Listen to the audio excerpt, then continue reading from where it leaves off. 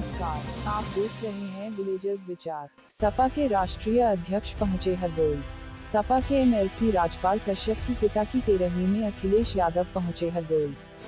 Samajwadi party के MLC doctor Rajpal Kashyap के पिता की 13वीं में शामिल होने आए सपा के राष्ट्रीय अध्यक्ष अखिलेश यादव ने उनके गांव मझरेहटा पहुंचकर श्री कश्यप के पिता के चित्र पर श्रद्धा सुमन अर्पित किए।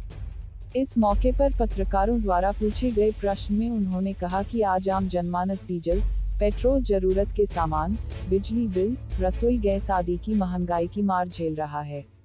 वह भाजपा को हराना चाहता है।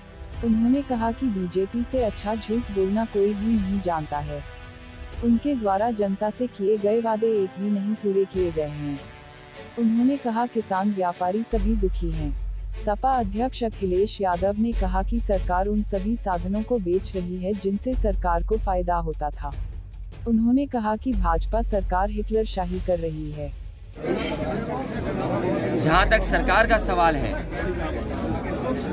जनता इस बार भारतीय जनता पार्टी को हटाना चाहती है और जितने वादे किए थे भारतीय जनता पार्टी ने, आज कोई वादा पूरा नहीं दिखाई दे रहा है।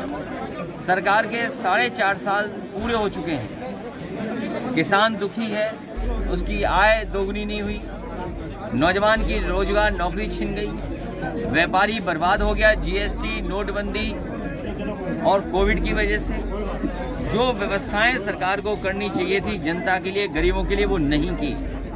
जिस समय सरकार सबसे ज़्यादा गरीबों की सेवा कर सकती थी, मदद कर सकती थी, कोविड के समय पर जनता को अनाज छोड़ दिया भारतीय जनता पार्टी ने। लोग अपने आप दवाई ढूंढते रहे, लोगों को अस्पताल नहीं मिला और ऑक्सीजन न मिलने की वजह से बड़ी संख्या में लोगों की जान चली गई। भारतीय जनता पार्टी से अच्छा झूठ, बड़ा झूठ और जनता को गुमराह करने वाला झूठ कोई नहीं बोलता।